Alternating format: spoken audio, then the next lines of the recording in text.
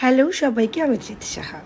এক ঘন্টা হলো বসে আছি, না জল ভরে এসছে না আশীর্বাদ হয়েছে। জানি না আজকে কি হবে, কি সাজাবো।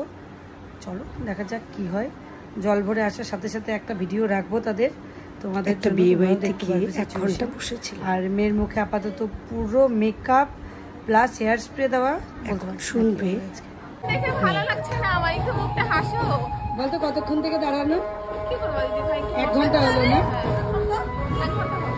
1 ঘন্টা। আমার নাকি মুখটা কেমন লাগছিল, মন খারাপ। এই জল ভরে জাস্ট ঢুকলো, চলছে আশীর্বাদ পর্ব। স্টিল আমি ওখানে দাঁড়িয়ে।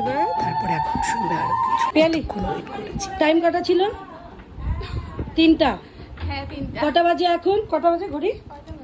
দাও তো একটু মোবাইলটা, 1 মিনিট। কটা বাজে দাও? এই যে এখন 5:15। মুখ ভর্তি মেকআপ, কপালে হলুদ। কটার মধ্যে রেডি করে দিতে হবে? এই তো আর কি। একটা কাজ করতে গিয়ে আমাদের কত রকম অভিজ্ঞতা হয় না। দেখো 2.5 ঘন্টা পর মেকআপ করতে বসলাম। মেকআপটা তুলে নিয়ে মেকআপ করছি।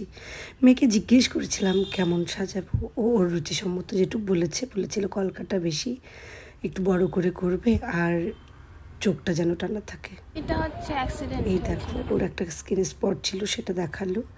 কাজ করলাম। তোমরা একটু জানিও কাজটা কেমন হয়েছে। ওর ফিডব্যাকটাও এখানেই আছে, শুনতে পারবে। সত্যি আজকে কেমন যেন একটা অভিজ্ঞতা হলো আমার। 2.5 ঘন্টা বসে থেকে কাজ।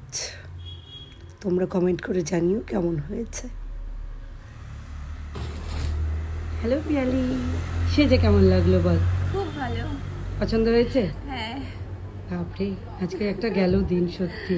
আমারও মনে থাকবে, তোমারও মনে থাকবে। সে তো অবশ্যই। আর লাইভে যেহেতু কথাটা বলেছি, প্রত্যেকেরই মনে থাকবে। চল আইটা একটু ক্লোজ কর, সবাইকে একটু দেখিয়ে দিই।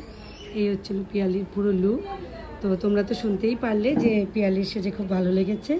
Thank you so much Piyali. অ্যারেঞ্জমেন্টও ভালো ছিল, টাইমিং সেন্সটা ভালো ছিল।